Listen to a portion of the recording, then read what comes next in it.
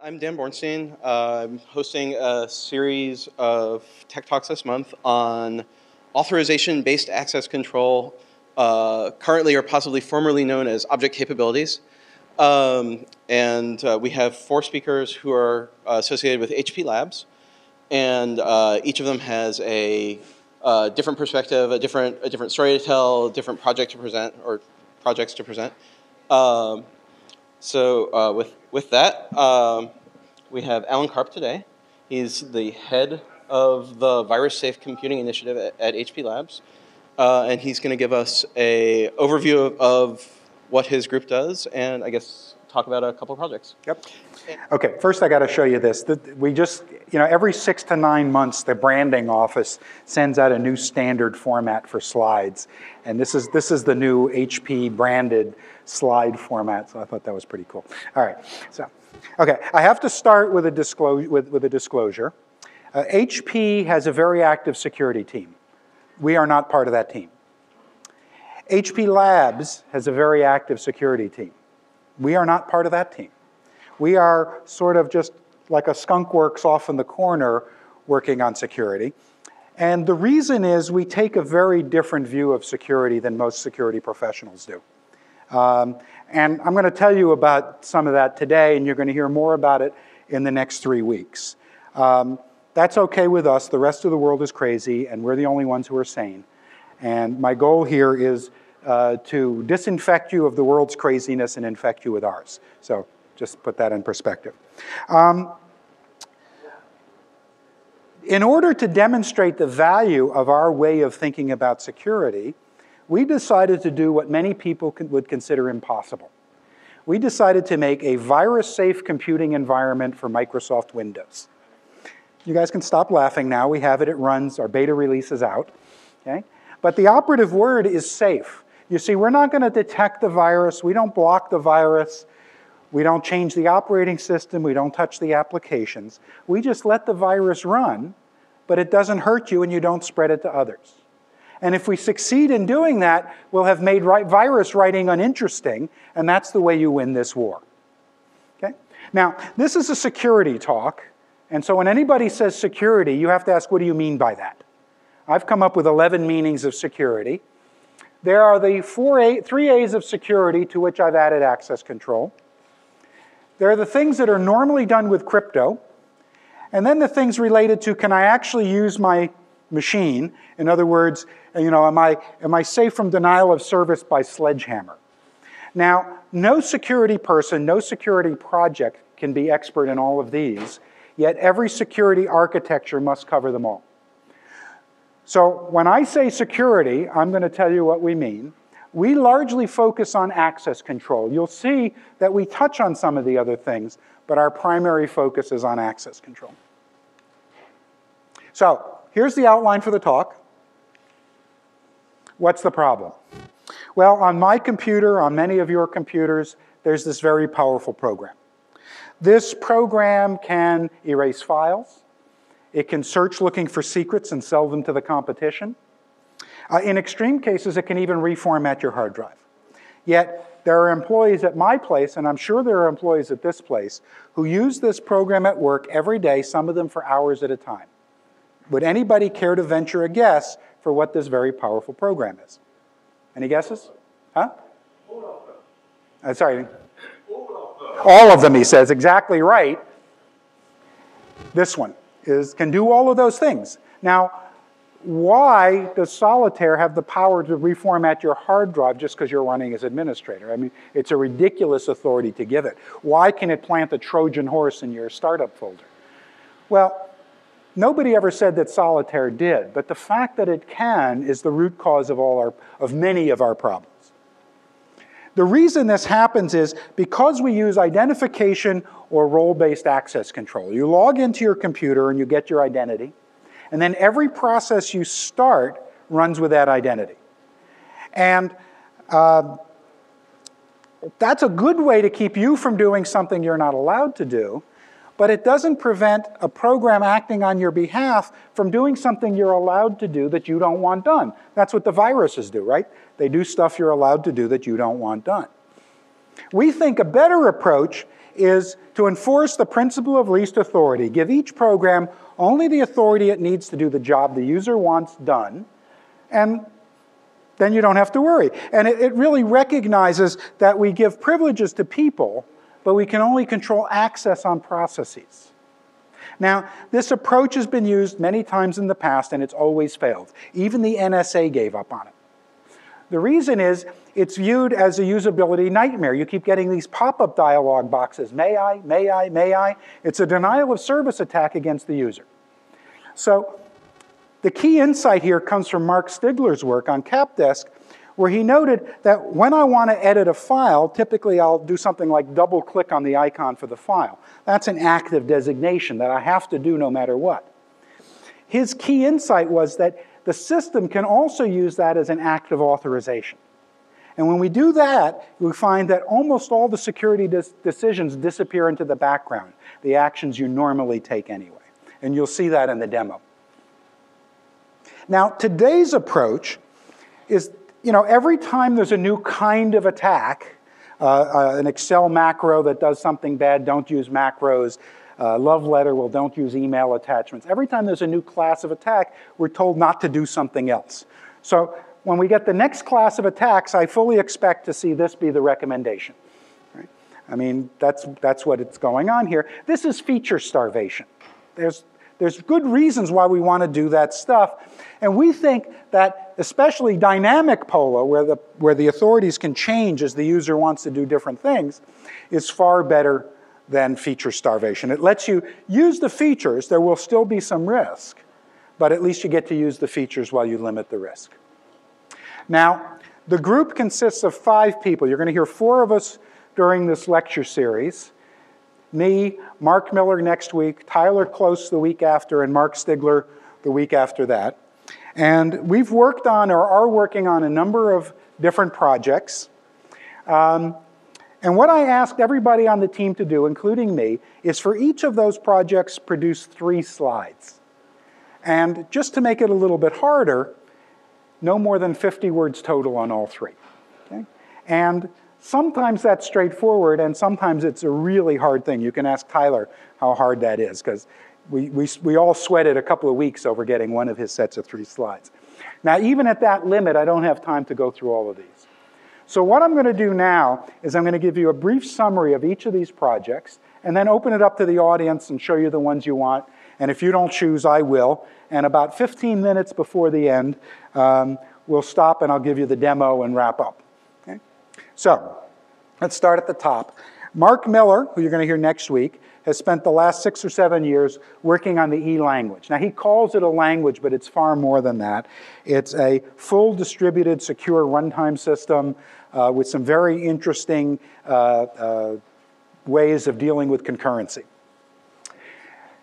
Mark Stigler used the E language to write CapDesk, which is a desktop environment. It looks like any other desktop with icons and menus and all that kind of stuff, except it's inherently secure and distributed, and underneath it is a secure distributed file system, but just transparent. You just work on your desktop as you would normally. Mark Millar and Mark Stigler formed a company that got a DARPA contract. The DARPA wanted a browser that they could use in the Pentagon where the rendering engine had been written by the Chinese army. Browser to use in the Pentagon where the rendering engine had been written in the Chinese. That's quite a challenge. These guys succeeded. There was a security review, there were some bugs, but overall, they succeeded in building such a browser. That's the DARPA browser. How many people here know about PlanetLab? A few people. PlanetLab is a consortium of about 60 universities, 10 companies. They've got nearly 1,000 computers scattered around the world.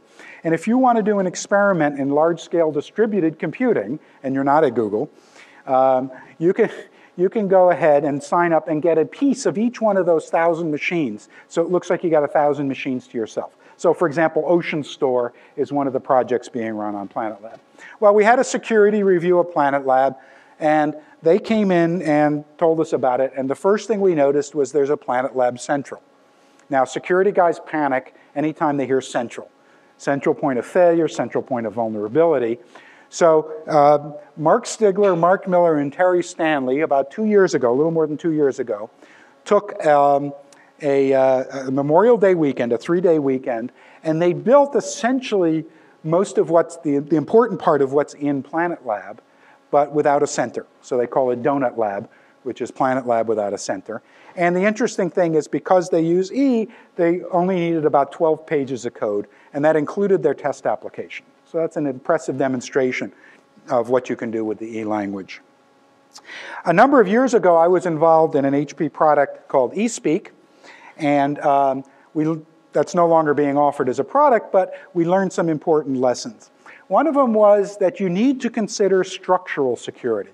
In a distributed system, you have certain components, and they can be plugged together in different ways. Some of those ways actually make it possible to secure your systems, and others don't. And you need to study those. And we learned some lessons, and that's what structural security is all about. Okay, what do you do with your passwords? Well, it's a big mess, right? You got them in your head, which means you only have a few and they're low entropy. I think one of the best things you can do is write them down and keep them in your wallet, because I never heard of a pickpocket who hacked computers or a hacker who picked pockets. But I worried about this problem, and a few years ago, I came up with a little tool that lets me calculate my passwords rather than remember them. So I only have to remember one secret, and I can get strong, different passwords for every place I log in. That's the site password tool. Phishing is a big problem. Farming is a problem. What are we going to do about that? Tyler Close realized that the essential problem was that you were being asked to make an important decision based on information provided by the attacker. The attacker chooses the URL, the attacker chooses the look and feel of the web page. So he came up with the pet name tool, which is available for Firefox, that lets you see information provided by you. And if you don't see that information, most likely you've been phished or farmed, and you know to be very, very careful. Ka-Ping Yi, who's a grad student, fifth-year grad student at Berkeley, be finishing up, I hope, soon, took these two tools and put them together in a way that one user said it has changed his life. He no longer agonizes over passwords. It's a good example of part of our philosophy, which is improving the user experience by adding security. Improving the user experience by adding security. We have about 15 users at HP Labs, most of whom use this tool because it's easier. They don't even care that they're more secure. Ping is also an expert in interaction design for security.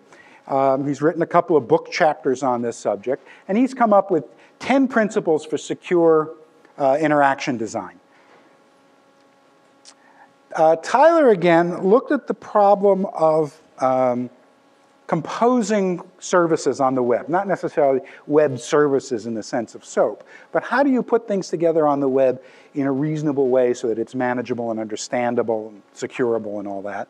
And he came up with something. We're thrashing around on the name. The current name we're using is web keys. But the basic idea is you can compose web services with very little or no glue code. And that's the idea behind the web keys. Tyler also had a consulting business in a former life when he was living on the beach in Anguilla. And I don't know if you know this, but the oil tankers at sea, the oil on them, changes hands several times between when it's loaded and when it's unloaded. And those contracts have a very complicated protocol. And Tyler, again, identified the essential thing, the key point that was making those protocols so complicated, and came up with the IOU protocol, which the IOU protocol is simple enough to write down on about a page and a half of text. So he greatly simplified it by identifying the key source of the complexity.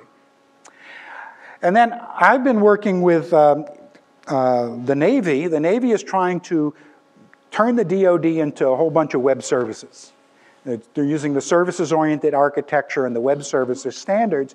And I looked at what they were doing, and I was giving this presentation to a group of high-level managers, program managers. These are the guys who wouldn't even consider writing a check for less than $300 million, right? You know, little stuff like that for the government. And I told them, by the way, before I start, what you're doing ain't going to work. I can tell you why, and I can tell you how to fix it. And so over dinner, I told them why, and I told them how to fix it. And 2 weeks later, their consultants came back and said, it's not working, and they said why, and it was exactly what I told them. So now I go down to Monterey every once in a while to tell them how to fix this stuff.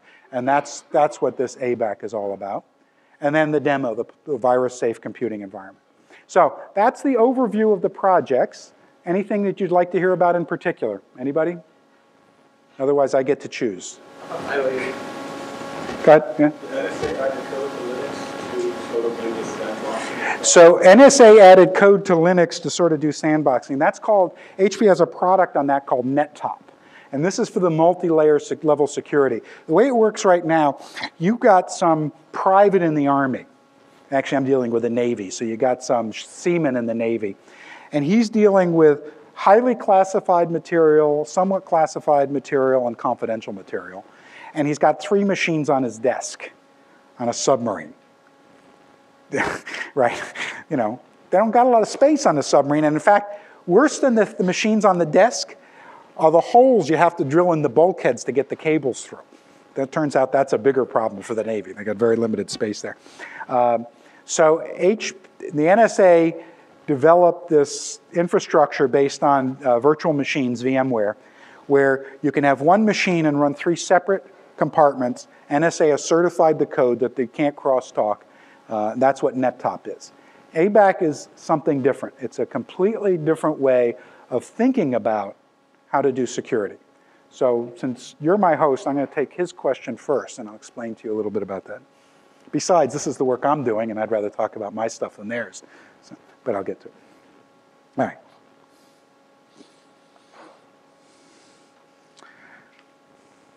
So let me start with a sad story. You can see what happens when they give you a new format. That's a little too close to the bear, but I have to edit my slides. Let me tell you the sad story of ZebraCopy. This is a true story. ZebraCopy was a mom-and-pop copy center in Palo Alto down at the corner of Page Mill and El Camino. They were so small that when business was slow, they'd dress up one of the employees in a zebra suit, stand out and wave at cars. When my son was little, he liked that. Well, they had a contract with HP, and about 2,000 HP people had the right to order copy jobs from ZebraCopy. And so when an order came in, ZebraCopy would look at the name on the order and check it against their list. And if the name was on the list, they'd do the job, right? And when an employee changed jobs, HP would just send a note down to ZebraCopy and they'd update their list. The first time I heard this, I thought it was a joke. I mean, it's the way we do things, but it's a joke. Why is it a joke? Well, at that time, HP had more than 10,000 small business partners like ZebraCopy. And ZebraCopy had maybe 500 or 1,000 clients in the Valley like this, right? So they must have had a full-time person doing nothing but updating these lists. It was a nightmare, right? Now, they're out of business now. I don't think that extra person was the only reason they went out of business, but it sure didn't help. So what was going on? So let's say Bob was one of those people at HP who could order copy jobs from ZebraCopy. So Bob would send a request to ZebraCopy. They'd look up his name in their policy database. You know, maybe you could only order black and white jobs and not color jobs. Get back the result, and if he was authorized, then they'd send the job back to Bob. Okay? Very simple, very straightforward. But it turns out there's a number of problems. First of all, how does Bob's name get in the ZebraCopy policy database? What if there's already a Bob there? Does he have to be Bob Q or Bob X or Bob Z? How many identities do you have on the internet because of such problems? Also, Bob had to be able to authenticate. He had to learn how to log in. That's why we have so many passwords. Look at how it worked. We have the problem of ambient authorities. When Bob makes a request of ZebraCopy, they look at the request and they look at the sea of all the things that Bob is allowed to do. And if there's a match, they do it. So if Bob intended to just check his account balance and inadvertently due to a programming error, an input error, ordered 10,000 copies get ordered. Or if the program Bob was running had a virus and Bob intended to just check his account balance, the virus could order 10,000 copies. So there's a lot of chance for confusion. There's no convenient way in this picture for Bob to give a program a subset of his authorities. Bob goes on vacation and he needs Carol to take over for him. How does he do that? Well, he can tell HP to add Carol to the Zebra copy database. That's one way. Of course, that takes some time, and it's awkward, and it's a problem. Having done that, let's say Carol does something wrong. You've lost track of who was responsible for Carol's actions. Right? Bob was the one who said she could do it. Bob ought to share in the blame, but you've lost track of that. So what normally happens in this case anyway is it's so hard to let somebody else take over part of your job that you just let them take over all of it and you give them your password. I don't know about here, but at HP, every manager has given his or her admin his or her password, right? Because you can't give part of your authority. You need them to have part of your authority to do your job, so you give them all your authority, and now you have to trust them. Very bad situation.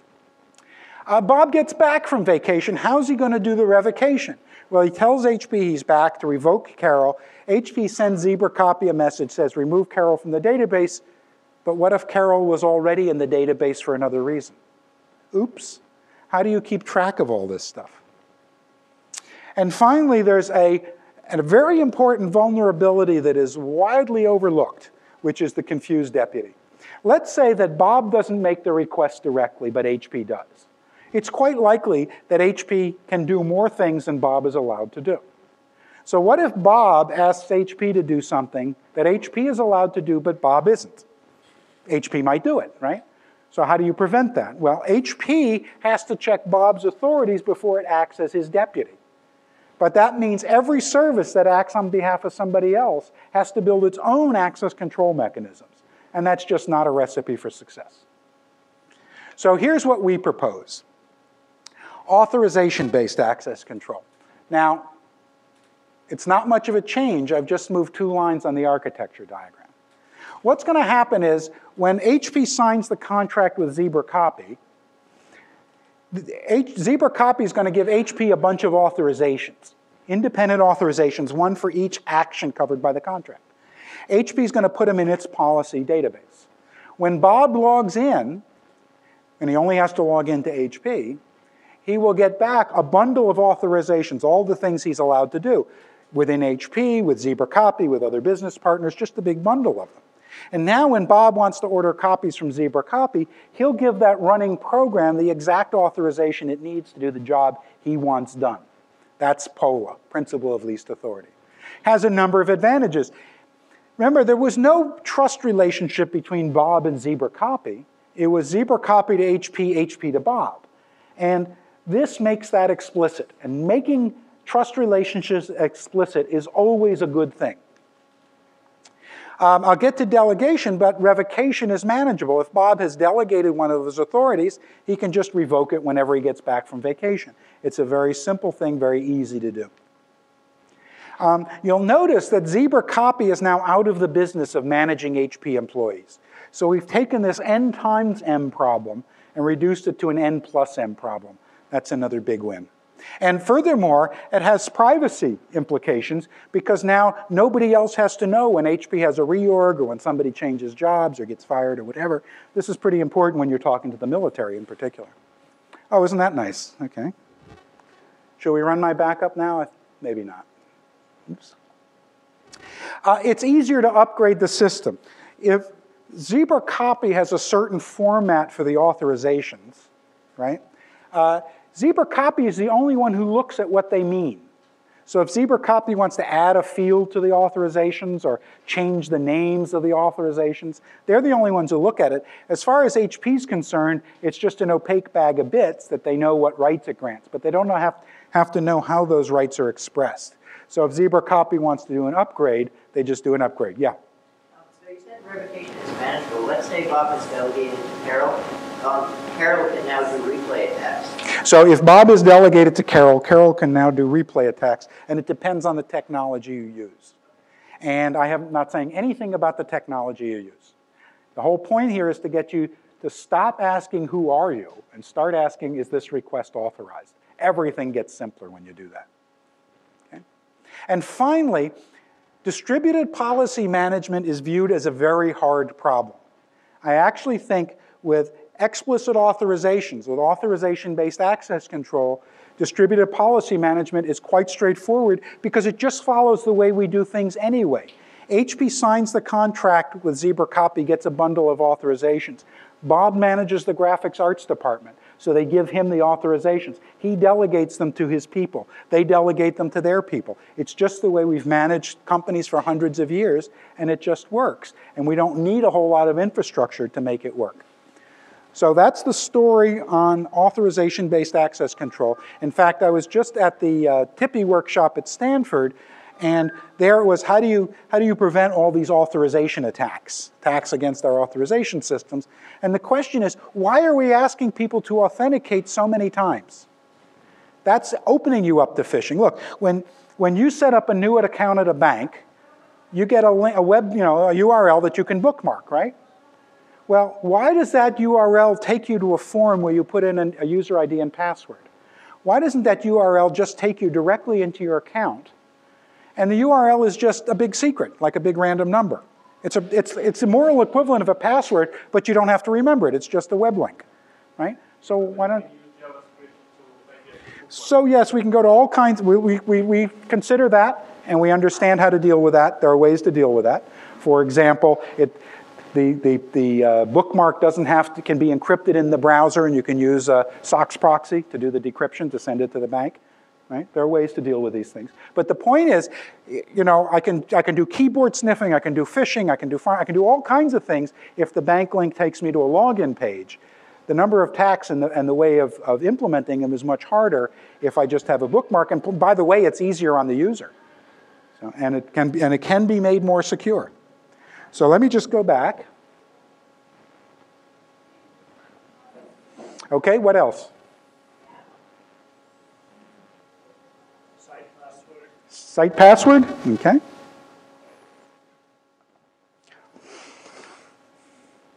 So as I said, too many services require login. We haven't changed the world yet. We'll get there eventually, but we haven't changed it yet.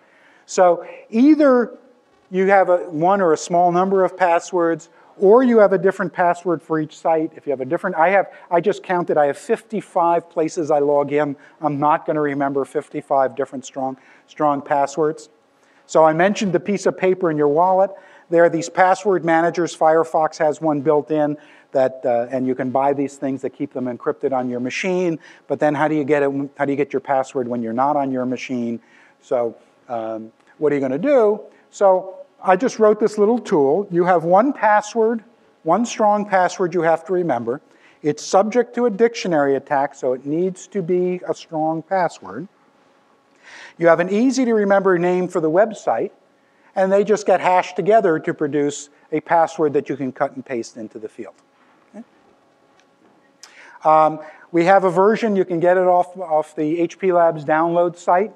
By the way, if you're not at your own machine, you can just go to my webpage and run the program on the machine you're sitting at using the executable sitting on the web, right?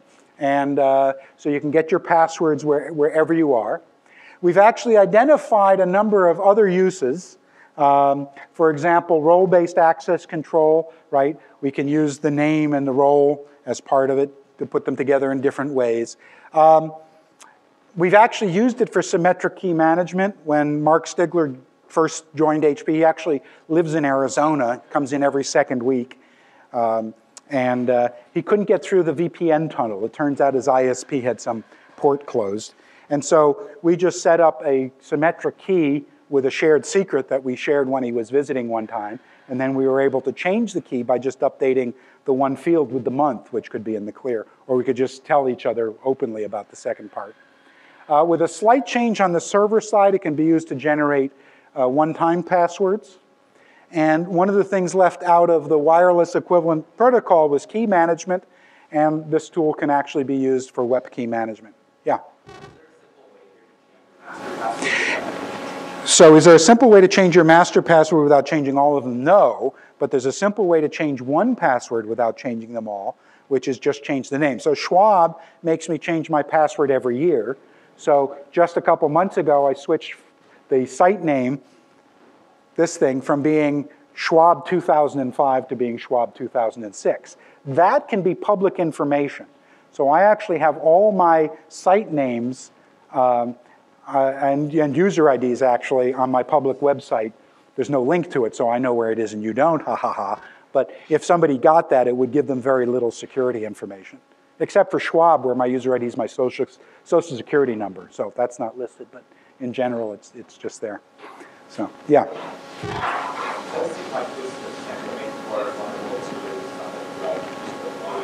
So yes, so are you more vulnerable to a keystroke logging attack? So what I do is I have site password in my startup. So when I first log into the system, when I'm least likely to have at least a hook-based logger running, I type in my master password. After that, there are no keystrokes to log. Okay? So if I'm going to log in from another computer, that's always dangerous. Take your chances. But if I'm at a friend's house, look, I bought these shoes standing in the Sony store at Stanford Shopping Center. Okay? I was over there, my wife was shopping, I was bored, I said I need my shoes. So I went to the place where I'd bought them before and I needed my password. Okay, I'm standing at a computer in the Sony store. What is the risk that they're going to get my login, my master password, and know what to do with it, quite frankly, because nobody else knows about site password. So I just ran the thing and got my account, got my password, logged into the site, and bought my shoes. Okay, you have to manage your risk. Why are you logging in from somebody else's machine anyway? Right? There are plenty of things. There could be a hardware keystroke logger there, right? So you manage your risk. So in this case, I managed my risk. Okay? It seems like this sort of an app that could be put into a portable device just for that purpose. Absolutely. There are many ways you can deal with it that make it easier. There are plenty of things once you have the idea. And this is just hash-based passwords. It's just an MD5 hash of the secret and the site name. So, yeah. Sure.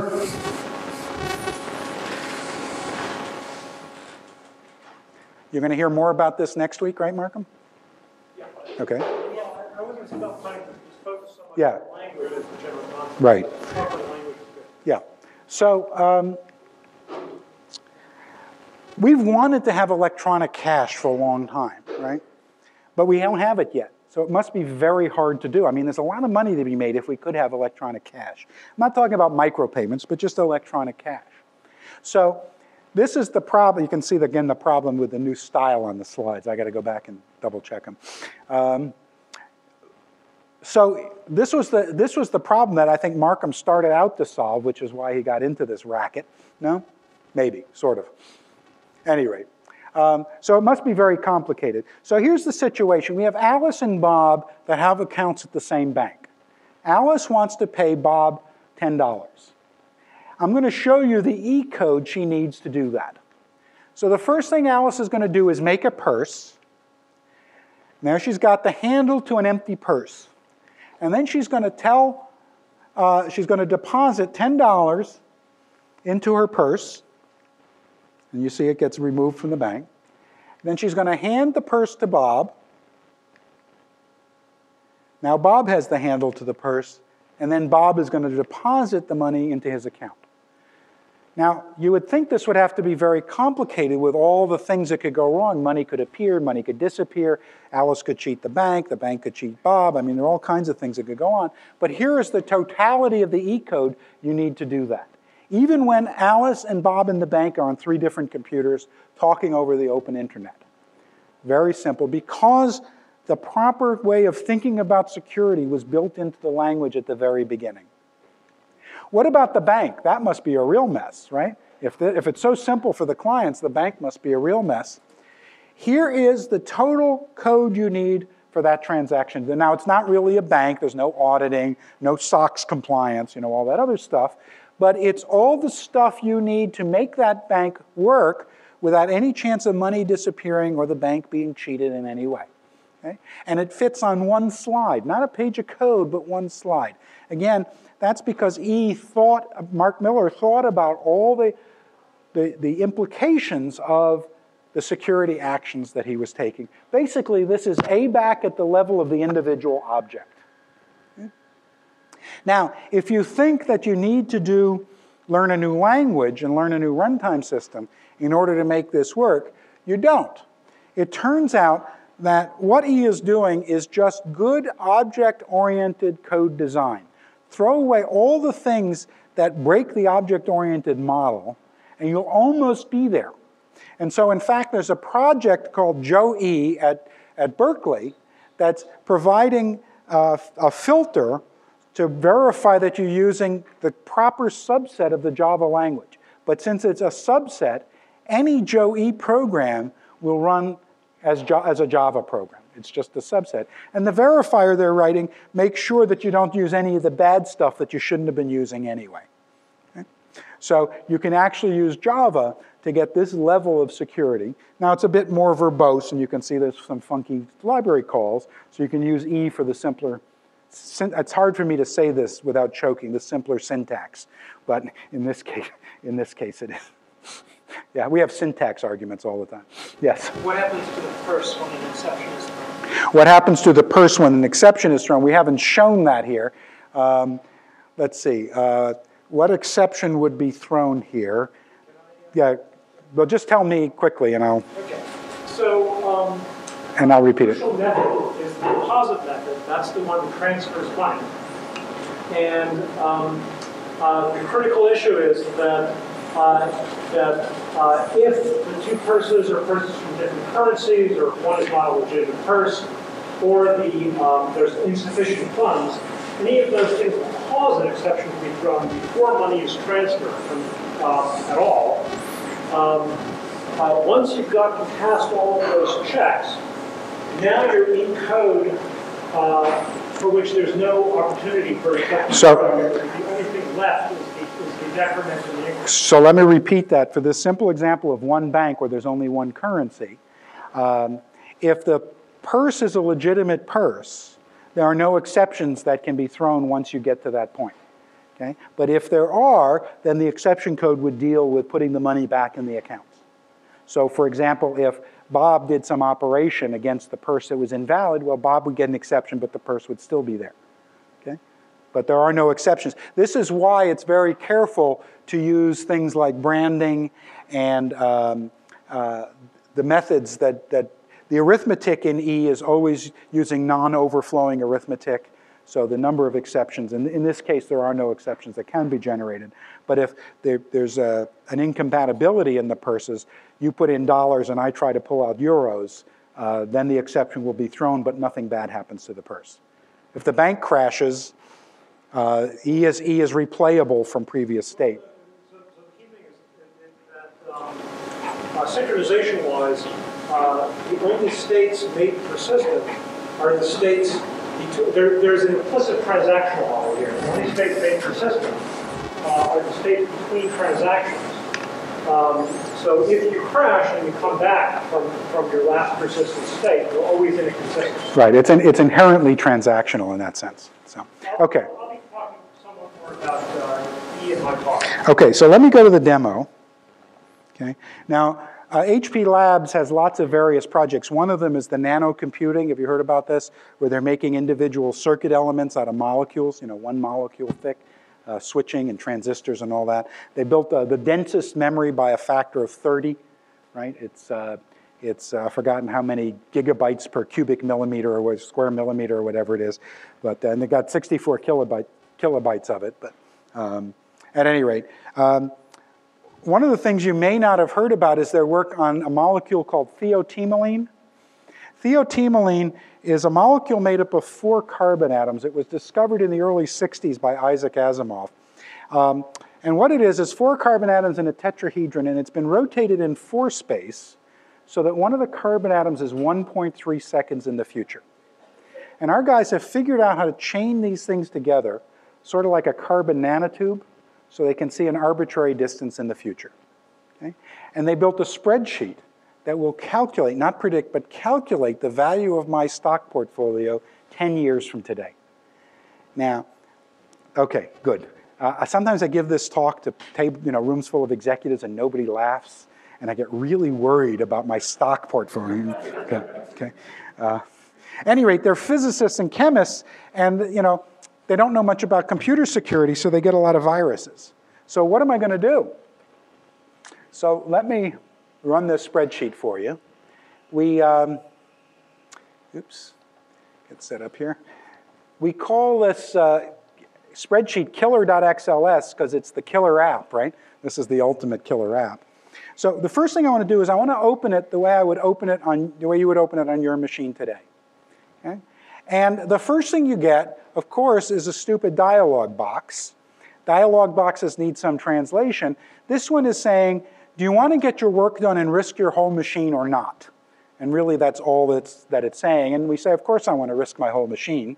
Really, what we're saying is we want to get our work done. OK, $100 invested in HP, 10 years from today will be worth $133,000. Hey, I like that. Okay?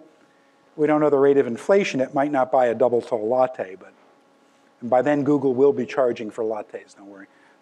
How about $100 invested in Microsoft? And I have just been bitten by a virus. And this virus is in the process of eating up my desktop. Watch back here. Right? And because it's eating my desktop, it could eat up my whole machine. Right? This is very bad. Kablooey. Right? This is not a good situation. So, fortunately, the virus is either very stupid or not really malicious. Because it didn't destroy my stuff, it just hit it. So what I'm going to do is I'm going to put it back. Rearrange things here. And now what I'm going to do is I'm going to launch it under Polaris. I'm just going to double click. Okay? This is the active designation. We start Excel with the authority to edit no spreadsheets and add the authority to edit the one I just designated. Okay? So we have an error in our virus, and I'm going to have to relaunch this. Isn't that interesting? The virus has a bug. We'll see how we how we deal with those later. It's a timing error that we haven't found since the last update of Office. So let me try one more time. I'm going to pause, give it time to think, settle down, virus. One more. OK, if it doesn't work on this one, next time I'm going to give up. What will happen is it will just run. The virus will show me that it has no files it can edit. No, the virus is chosen not to run. Let me just, and it's dead. So what happens is that window comes up, says I've been bitten by a virus, and it shows me no files. The virus didn't need the authority to edit any files, so it didn't get any authority to edit any files. That's the problem. Yeah? I'm sorry, what? You mean Excel didn't get the authority? I'm sorry, Excel didn't get the authority. So normally when you start Excel, you start it running as you, and you give it a string representing the name of the file you want it to edit. Excel has to be prepared to edit any file you might name, so it needs all your authority. We started with the authority to edit none and add the one you just designated. Sorry about that. I ran the demo just before the session, but the virus decided to die. Yeah. Right. So that's a good question. What about the config files and everything else? Obviously, Excel needs its own executable. It needs its fonts. It needs all kinds of stuff. But those are things it needs every time it runs. So we call that the installation endowment. You configure that once when you configure the application to run under Polaris, and then it just gets those authorities every time. And we have a little tool that configures the applications.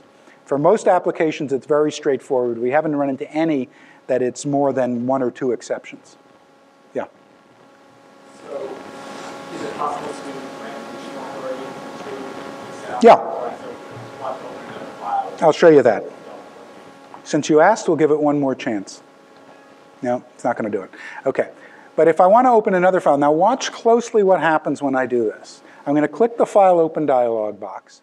You see that flash?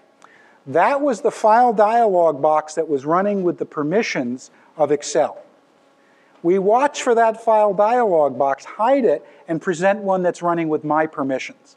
Now I can select any other file and give this running instance of Excel authority to that file, right? And the virus doesn't have access to that window, that full power dialog box.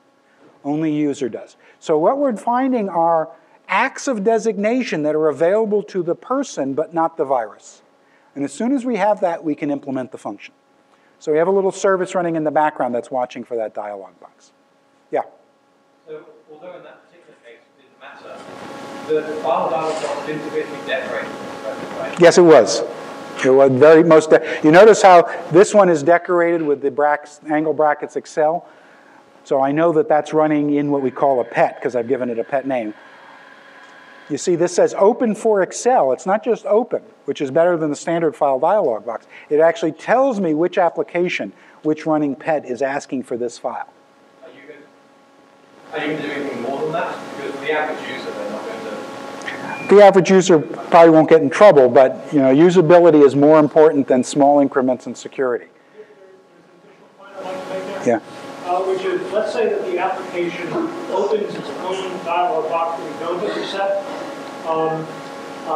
The result is that the application has failed to acquire an authority that the user would like to give.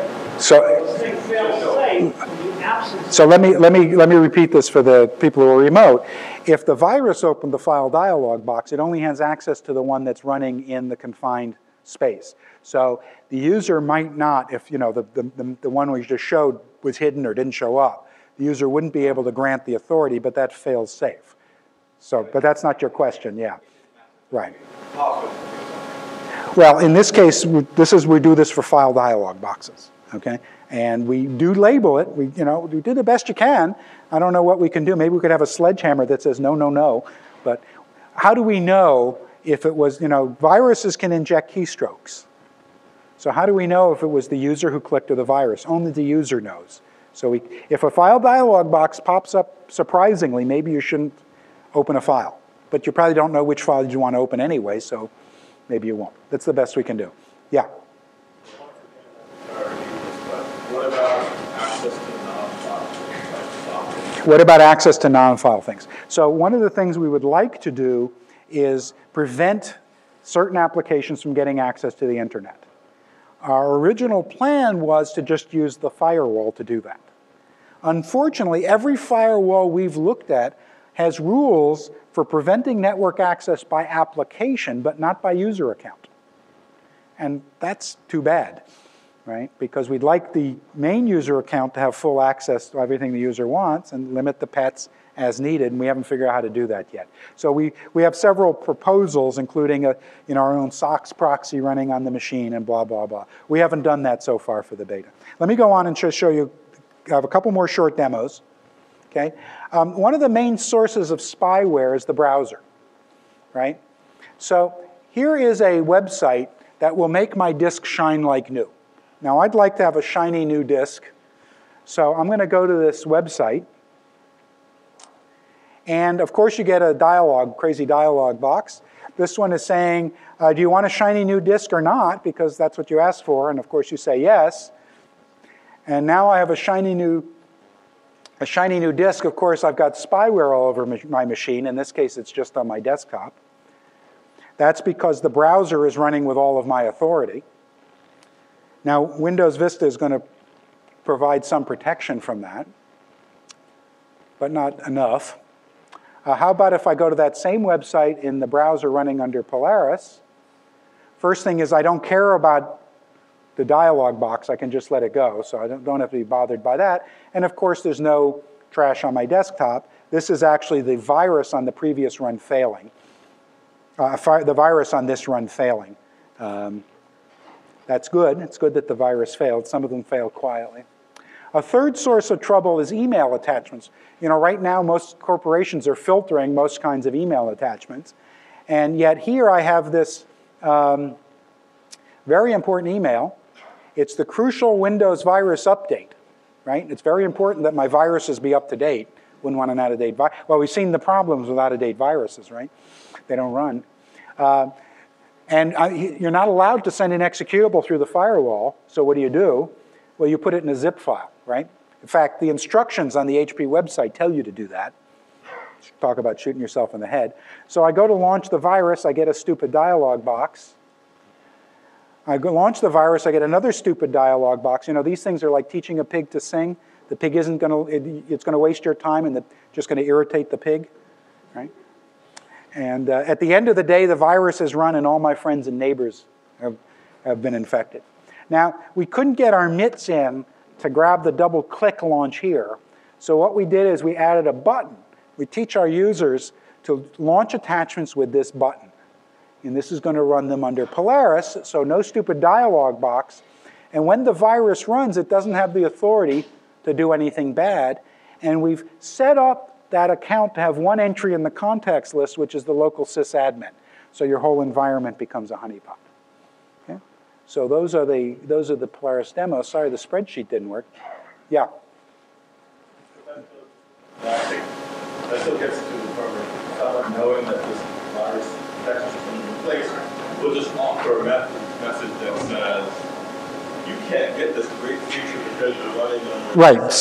Right. So if I were going to attack the system, I would write a virus that made the application look like it was running strangely to induce the person to open it outside of Polaris.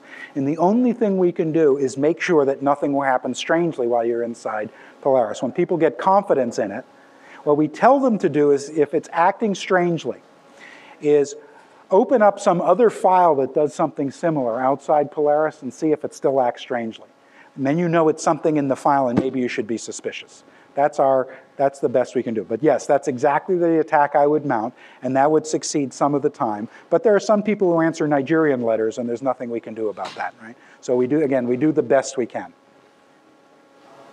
This is sort of a big question about the actual. Yeah. So what's the implementation? What layer are we doing? We are using a variant of the Windows Run As system. Each application, we set up a separate account running as a restricted user. When you double-click, and we changed the file associations so that when I double-clicked on that .xls, instead of it running Excel directly, we did a Run As Excel in that restricted user account. That's it. After that, it's just running, and we're out of the picture, except until the file dialog box appears. So we didn't touch the application. We don't change. We're not running at any layer. We're not intercepting system calls. We're just using the normal Windows API and the Run As facility that they already provide. So let me just wrap up now. So what you just saw was more functional because you could use all these features. It was easier to use because you didn't have those stupid dialog boxes, and it was more secure at the same time. Most people would say you'd have to pick 2 out of 3. You just saw all 3 at the same time. It actually blocks today's viruses. I mean, the macro viruses, all kinds of things, right? It just blocks them, and it's easy to use. This presentation's being done under Polaris. Some people have said use a Mac because it's safer, but the same kinds of viruses will run on Mac, and when enough people did it, there'd be viruses for the Mac because Mac uses identification-based access control. But with Polaris, you get to use your existing tools. You notice it's Windows, so I didn't say that you know and love. I just said that you know, right?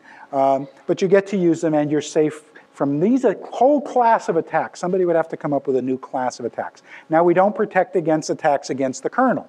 So, but in that case, you know, when Blaster came out, that was an attack against the kernel. We would provide no protection against that. Microsoft's response is, here's the patch. When Love Letter came out, there's nothing to patch. The system is operating the way it was designed to operate. So what was Microsoft's response to Love Letter? Buy a smarter user, right? There's just nothing they could do about it. This is the one that Polaris addresses, so it's complementary. And it forces Microsoft to be responsible for bugs in its system. You know, virus scanners are fighting the last war. They can only stop a virus that they've seen before, and now the attack time is dropping. Firewalls are a great idea. I mean, I recommend them. They're fine, except the first step in a perimeter defense is actually having a perimeter. Microsoft's approach, you know, the trustworthy computing initiative with quality assurance and patching, that's a good thing, but if that's all you do, you only win if you achieve perfection, because as long as there's an exploitable flaw, it will be exploited. What we're doing is saying, how can we reduce the exploitability of flaws that will already be there, right, to limit the damage that can be done? That's a good complementary question to the question, how can we prevent an attack from succeeding, which is the conventional question asked by security experts. And finally, here's a quote from a smart person who happens to be very lazy. That's me. Okay? The best way to solve a problem is to avoid it. If we give processes only the rights they need to do the job the user wants done, we can limit the damage a virus can do, maybe to the point where we've made virus writing uninteresting. Okay, now I got 2 more slides. First of all, what's this bear? No guesses? Of course, it's the polar bear, right? It's the polar bear. Why is it Polaris? Well, that's the principle of least authority for real internet security. I have a PhD in astronomy, and every astronomer knows that the big bear points to the North Star. So that's why we call it Polaris. We have a tech report, which is available now, and we have just been found out we've been scheduled for the September issue of CACM.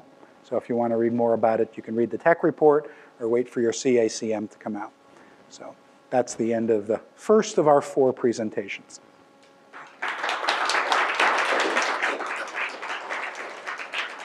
Any more questions? Okay. Sounds like we covered it. I'm sorry, what? Can you download Polaris? Can you download Polaris? We have a beta test program. You have to sign our beta license agreement.